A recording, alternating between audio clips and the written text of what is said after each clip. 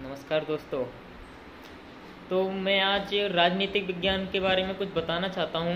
तो राजनीतिक विज्ञान ऐसा करके कोई विषय पहले कभी नहीं था कि राजनीतिक विज्ञान को समझने की ज़रूरत हमें अलग से पड़े।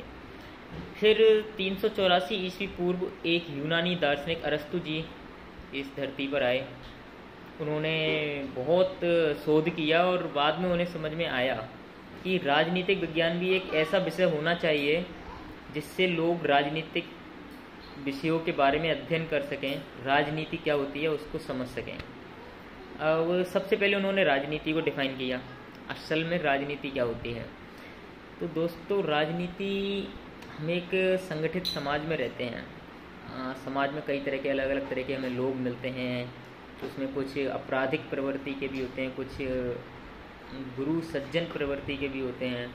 तो अलग अलग तरीके के लोगों के लिए अलग अलग तरीके के नियम बनाना बहुत ज़रूरी होते हैं जिससे हमारा समाज सुचारू रूप से चल सके, एक संगठित होकर समाज आगे बढ़ सके, उसका विकास हो सके हमारे समाज का। तो इन सब की व्याख्या अरस्तु जी ने की। इन सब की व्याख्या करने का जो एक उपसंहार निकला उसी को राजनीतिक विषय बनाया गया। तो उनके अनुसार क्या था कि हम एक संगठित समाज में रहते हैं और समाज को चलाने के लिए हमको नियम कायदों की ज़रूरत होती है। एक बिना नियम और कानूनों के हमारा समाज सुचारू रूप से नहीं चल सकता। तो इसलिए उन्होंने एक विषय बनाया राजनीतिक विज्ञान, कि राजनीतिक विज्ञान के तहत एक राज्य रहेगा, उसमें कुछ चुने हुए प्रतिनिधि रहेंगे, जो जनप्रतिनिधि चुने हुए रहेंगे वो समाज के लिए नियम बनाएंगे। तो ये हुआ सबसे पहले राजनीति के बारे में व्याख्या जो अरस्तु जी ने दी थी। तो उसके बाद हमारे भारत में भी एक बहुत महान राजनीतिक दार्शनिक चाणक्य जी हुए 375 ईस्वी पूर्व। तो उन्होंने भी राजनीति के बारे में बहुत अच्छी अच्छी व्याख्याएं की हैं कि राजनीति क्या होती है, राजनीतिक विज्ञान क्या होता है। एक हमारे परम मित्र भी हैं, उन्होंने भी बताया है। उनके शब्दों में राजनीति में आपको बताना चाहता हूँ, उनके शब्दों में असल में राजनीति क्या होती है। उनके शब्दों में राज प्लस नीति इक्वल टू राजनीति।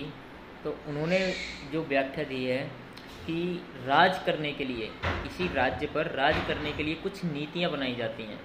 तो राज करने के लिए जो नीतियाँ बनाई जाती हैं और उन नीतियाँ जो बनाई हुई नीतियों के पीछे, नीतियाँ बनाने के पीछे जो राज छुपे होते हैं, समझ रहे हो दोस्तों।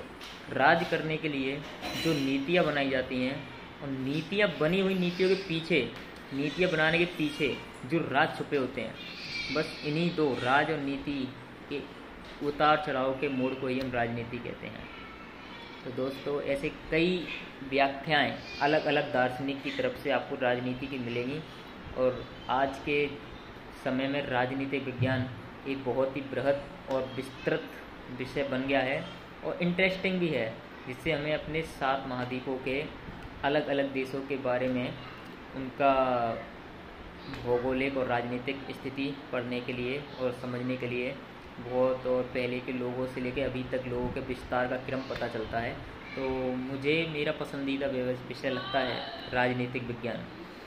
आप लोगों को राजनीतिक विज्ञान के बारे में ऑस्ट्रेलिया की राजनीति, ऑस्ट्रेलिया महाद्वीप भारत के बहुत बाद मतलब अभी कुछ 200 साल पहले ही उसका निर्माण हुआ। वो इतना जल्दी प्रगतिशील कैसे हुआ, उस बारे में आपको कुछ भी कभी भी कुछ जानना है तो मुझे कमेंट बॉक्स में बताइए, मैं विस्तृत रूप से उसका वर्णन करूँगा। शुभ रात्रि।